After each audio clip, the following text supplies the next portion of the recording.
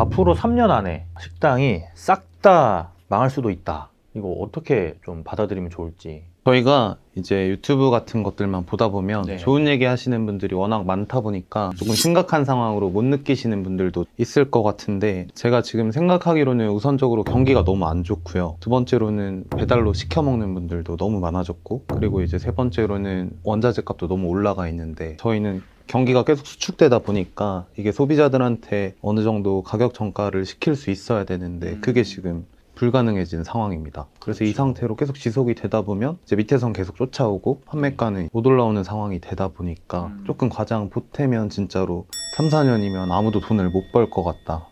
저도 이렇게 생각하고 있습니다. 주변에서도 이런 이야기를 저도 많이 들어가지고 이게 현실로 안 와닿는 분들도 있겠지만 현실로 또 와닿는 분들 엄청나게 많으시거든요.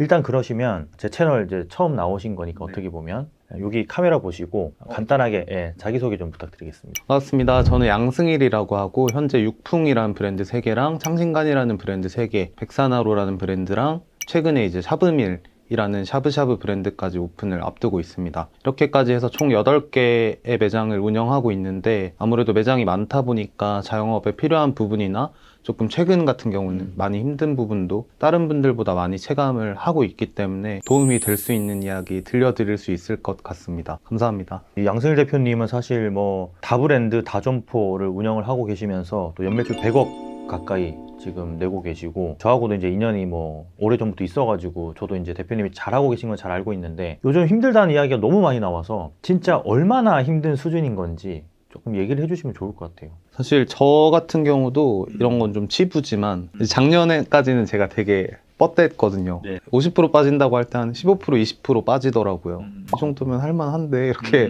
생각을 하고 있었는데 이제 작년이죠 그게. 그리고 올해 한 번 더 맞으니까 진짜로 50% 가까이 가더라고요. 심한 매장 기준으로. 근데 조금 상권이 좋은 매장들은 그래도 조금 버티는 추세고, 상권은 뭐 괜찮은데 입지가 조금 좋지 않은 매장은 이제 아무래도 제가 마케팅을 더 열심히 했을 거잖아요. 그런 매장 같은 경우는 최근에 마케팅이 힘을 많이 쓰지 못하고 있다 보니까 아무래도 매출이 많이 빠져 있는 상황입니다. 그렇죠. 대표님이 하신 말씀 중에 마케팅 인플레이션도 사실 어떻게 보면 외식업이 힘들어지고 있는 어떤 가장 큰 결정적인 요인 중에 하나라는 생각이 드는데, 이건 어떤 이야기인지 좀 알고 싶거든요. 네, 사실 저는 진짜 큰 부분이라고 느끼고 있는데, 네. 제가 작년부터 이제 체감을 해서 마케팅 인플레이션이 왔다. 그러니까 조금 대비를 해야 된다. 창업 전략을 조금 다르게 가져가야 될 것 같다라는 이야기를 이제 작년부터 계속 했는데요. 원프로님 구독자분들을 위해서 다시 한번 말씀을 드리면, 마케팅 인플레이션 같은 경우는 이제 저희가 인플레이션이라고 하면 통화 가치가 하락하면서 이제 자산 가격이 상승하는 거잖아요. 근데 이제 이걸 마케팅 인플레이션으로 자영업 입장에서 말씀을 드리면, 이제 마케팅에 대한 정보 가치가 계속 떨어지게 되면서 시장 참여자가 늘어나면서 노출도 다 쪼개 먹어야 되는 상황이 되고, 더불어서 이제 신뢰도도 하락하게 되면서 전환율도 계속 떨어지고 있는 현상을 간단하게 표현할 수 없을까 해서 마케팅 인플레이션이라는 표현을 좀 쓰게 됐습니다. 사실 요즘 마케팅 안 하시는 분들은 거의 없고, 저도 가끔 표현할 때 마케팅 스태그플레이션이다. 그러니까 마케팅을 다 하는데 마케팅 값은 또 올랐어요. 예전에는 그냥 뭐 한 달에 50만 원, 100만 원 이렇게 했는데 요즘에는 막 500만 원, 막 1000만 원 이렇게 투자하시는 분들도 계셔가지고, 와 진짜 이거는 인플레이션에 진짜 스태그플레이션까지 갔구나 라는 생각이 드는데, 대표님은 그러면 그래도 아직도 외식업에 계시고 이런 힘든 과정에서도 브랜드를 계속 만들어내고, 실제로 백선하로도 오픈하셨고 또 샤브밀 그것도 지금 오픈 직전이잖아요. 네. 왜 그렇게 하고 계신 거예요? 제가 아무래도 다점포를 운영하고 있다 보니까 저는 사실 경기가 좋을 때나 안 좋을 때나 거의 똑같은 속도로 매장을 많이 내면 1년에 2, 3개, 적게 내면 1개, 이 정도 속도로는 계속 매장을 내고 있는 상황입니다. 다만 이제 전략은 그때그때 맞춰서 새로 짜는 편입니다. 전략은 사실 그때마다 새롭게 다 짜셔가지고 예전 방식이 아닌 계속 업그레이드된 방식으로 오픈을 하시는 거구나. 네, 예시를 드리면 제가 이제 작년에 마케팅 인플레이션이 왔다라고 말을 하면서 제가 얻은 점포가 권리금 2억 3천이었어요. 이때 제가 계속 했던 생각이, 마케팅 인플레이션이 왔으니까 마케팅 비용은 늘어나 있고, 비용은 늘어났는데 그것 때문에 오르는 매출은 줄어들었으니까 이거는 내가 창업을 하려면 그 돈을 월세에 써야겠다, 아니면은 뭐 권리금에 써야겠다 해서, 마케팅은 기술적인 부분이니까 계속 변하고 지금 시점에서는 조금 변하지 않는데 돈을 써야겠다 라고 해서 비용을 조금 과감하게 투자를 했고요. 네. 최근에 오픈할 샤브메일이라는 브랜드의 점포도 사실은 해당 상권의 경쟁 강도가 되게 괜찮아요. 샤브샤브가 많이 없는데 수원역 근처죠. 네, 맞습니다. 샤브샤브 브랜드가 많이 없는데 이것도 그럼 사실 C급지에 넣어도 괜찮잖아요. 근데 이번에 한 번에 좀 사실은 마케팅으로 손님이 얼마나 유입될 수 있을지는 최근에 측정이 거의 안 되는 상황이어서 무리해서 앞쪽으로 밀어 넣어가지고 좋은 자리를 선택하는데 힘을 좀 썼던 것 같습니다. 그러니까 사실 예전에는 더 이렇게 C급지 가가지고 마케팅으로 땡겨오고 약간 이런 것들이 통했는데 이제는 그게 통하지 않다 보니까 새로운 방식의 어떤 방식을 찾으셔가지고 오픈을 계속 하시고 브랜드도 만들어내시고 그게 또 생각한 대로 또 매출이 잘 나오고 운영이 또 잘 되고 있더라고요. 백상하나도 보니까. 그래서 이런 이야기들을 장사하는 건물주다에서 또 강의를 해주시기로 하셨잖아요. 네. 그래서 식당이 진짜 3, 4년 안에 늦어져도 한 5, 6년 안에 진짜 가져가지 못하는 비즈니스가 될 수도 있겠다. 약간 이런 이야기들이 많이 나오는 와중에도 잘하시는 분들이 많거든요. 대표님은 어떤 생각으로 그렇게 좀 방법을 찾아 나가시는지 그게 좀 궁금하거든요. 우선 이제 저 같은 경우는 제가 생각을 딱 정리하게 된 게 어차피 손님은 세 가지 부류밖에 없구나라고 결론을 딱 내리고 가치가 조금 더 높은 쪽에 투자를 하는 편이고요. 제가 이렇게 생각하게 된 걸 다 설명드릴 수는 없어서 그렇죠. 요약해서 말씀을 드리면 손님은 이제 그냥 오시는 분이랑 찾아오시는 분이랑 다시 오시는 분 이렇게 세 가지밖에 없습니다. 아, 그렇죠. 맞네요. 이제 그냥 오시는 분은 저희가 이제 상권이랑 입지 따라서 그냥 지나가다가 저 매장 가고 싶다 아니면 저거 내가 먹으려고 했던 메뉴다 해서 들어오시는 분이 첫 번째고 네네. 찾아오시는 분들 같은 경우는 네이버나 이제 인스타그램에서 컨텐츠를 보고 와주시는 분이고 마지막은 이제 아시겠지만 매장을 한번 방문하셨다가 만족도가 잘 나와서 다시 재방문을 해주시는 분들인데 네. 저희가 이제 마케팅 인플레이션이라고 이제 이야기하는 부분은 사실 이렇게 찾아오는 분들에 대한 이야기잖아요. 그러니까 이제 제가 마케팅 인플레이션이 왔다 하면서 마케팅하기가 너무 어렵다라고 느끼니까 이제 이거 말고 나머지 두 개로 이제 전략을 조금 이동시킨 거죠. 조금 수익률은 떨어지더라도 지금 시점에선 창업을 하려면 돈을 조금 쓰는 게 낫겠다. 아니면 기존에 있는 매장들은 마케팅에 아까 500만 원 말씀하셨는데 네. 진짜 보장형으로 들어가면 800만 원, 900만 원 하거든요. 또 마케팅 회사도 운영을 하고 계시잖아요. 그죠? 네. 그러니까 이게 사실 없는 이야기가 아닌데 또 막 500만 원, 1000만 원 쓴다고 하니까 안 믿는 분들도 많아가지고. 이야기할 네. 때 민망합니다. 네. 이거 1페이지 넣어주세요 하면 네. 비용을 이렇게 받아야 되는데 맞아. 저희가 비싸게 받는 것도 아닌데 네, 그쵸. 그런 상황이 되다 보니까 이제 기존에 있는 점포 같은 경우는 이제 저 같은 경우도 일정 부분까지는 투자를 하고 동단위 맛집까지는 들어가고 지역 단위 맛집까지는 안 들어가고 그 남는 비용은 썼다 치고 손님한테 돌려주는 쪽으로 가는 방향이 있고 신규 창업을 하는 경우는 저 같은 경우는 두 개 차릴 거 그냥 하나만 차리자 하고 안전한 곳에 이제 넣는 게 있고요. 이렇게 판단을 하게 된 게 제가 매장이 지금 수원역 구로 디지털 단지역, 동탄, 청주, 평택 그리고 이제 대전에 있잖아요. 네. 청주는 두 개입니다. 근데 이런 직객 상권들 같은 경우는 소비자분들이 일부러 이동을 해주시는 상권이고 교통이나 직장이 가까운 곳들은 그냥 지나가는 곳에 있는 곳이잖아요. 그리고 데이터를 봤는데 실제로 찾아오는 상권의 매출이 심하게 떨어지고 어차피 그곳을 지나가야 되는 그런 상권들 같은 경우나 아니면 근처에 이제 오피스가 있는 경우는 매출이 이제 많이 빠졌지만 직객 상권보다 한 절반 정도밖에 안 빠진 것 같습니다.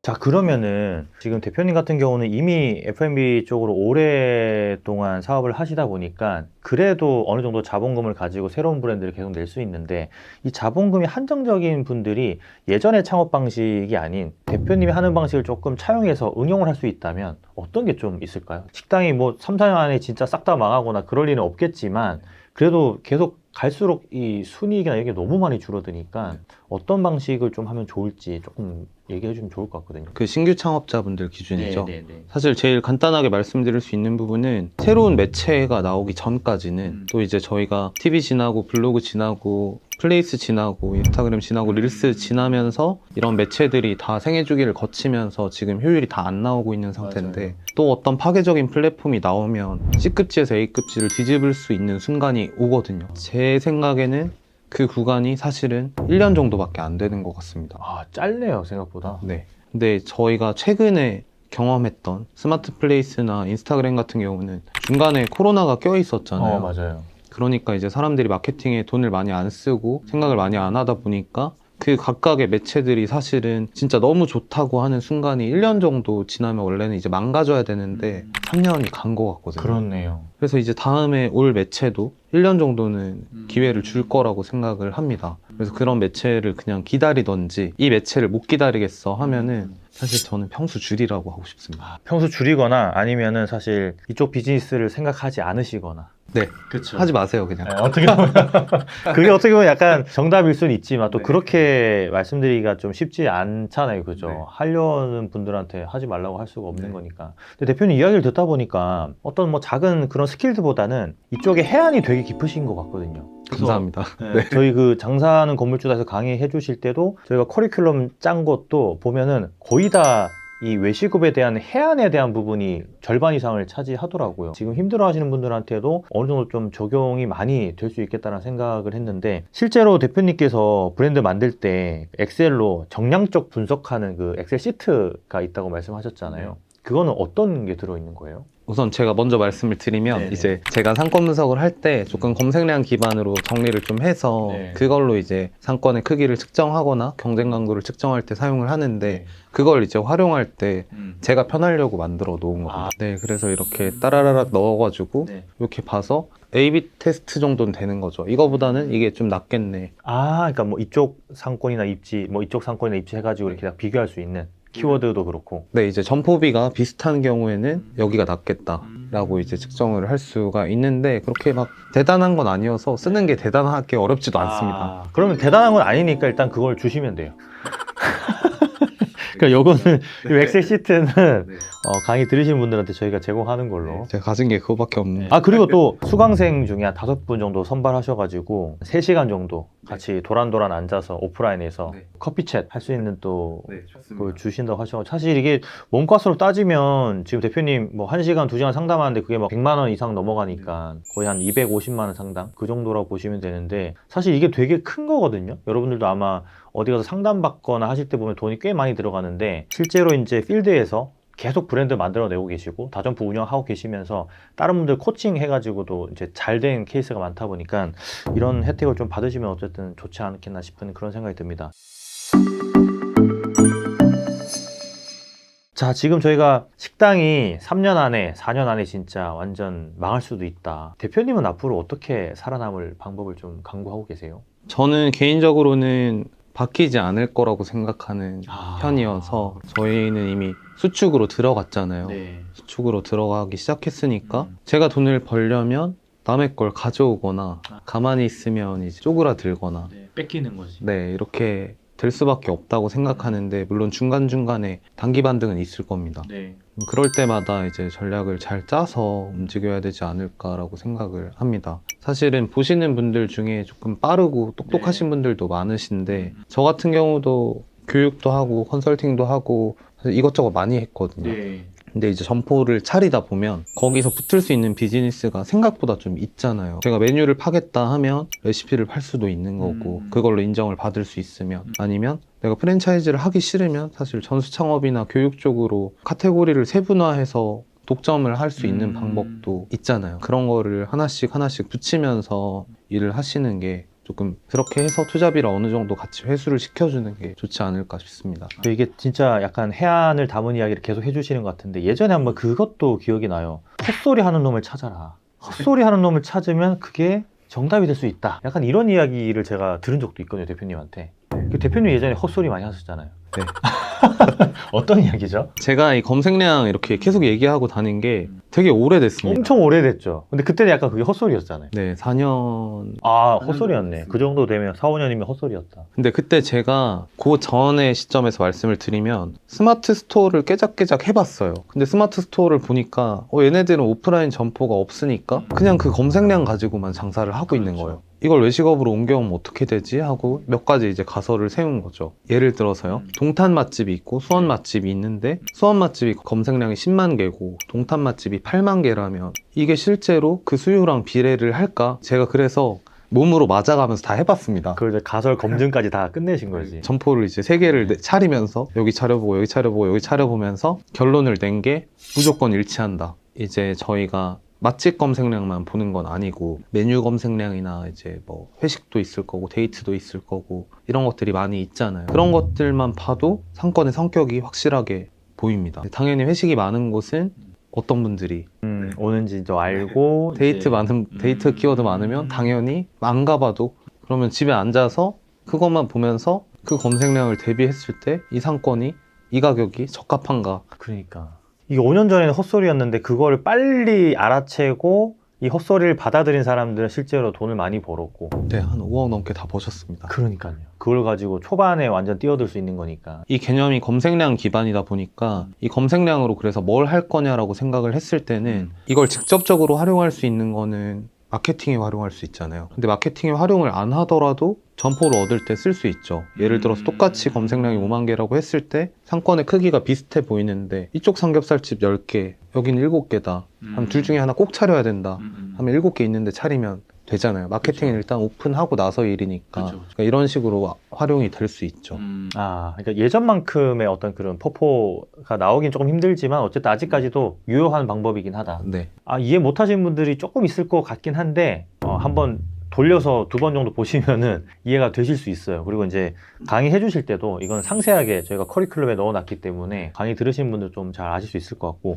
그리고 이제 제가 궁금했던 게 C급지에 월 2천 정도 파는 매장을 월 2억 정도로 올리신 케이스가 있잖아요. 네, 맞습니다. 이게 SOV 때문이다라고 말씀을 해주셨는데 요게 진짜 지금 장사하시는 분들 중에 힘들어하시는 분들한테 저는 엄청나게 큰 도움이 될 것 같거든요. 네.